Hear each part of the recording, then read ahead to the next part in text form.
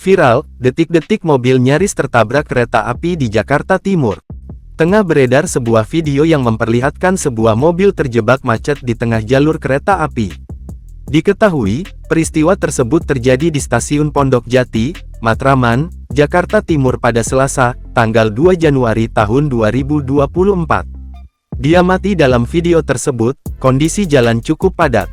Dalam video tersebut, terdengar suara kereta api yang kian mendekat. Ada juga suara teriakan seorang perempuan yang diduga panik melihat mobil tersebut.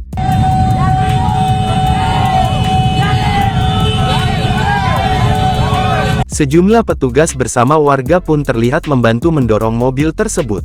Seorang warga pun berusaha memberi tanda pada masinis untuk melambatkan laju kereta tersebut. Pengendara yang berada di sekitar pun tampak panik melihat kereta yang kian mendekat. Pada akhirnya, mobil tersebut berhasil diselamatkan dan kereta api tersebut melintas dengan lancar. Diketahui, bahwa video tersebut telah viral dan diunggah ulang oleh banyak akun di media sosial. Salah satunya adalah akun Instagram @net2netnews. Netizen yang menyaksikan video tersebut pun turut ramai memberikan komentar.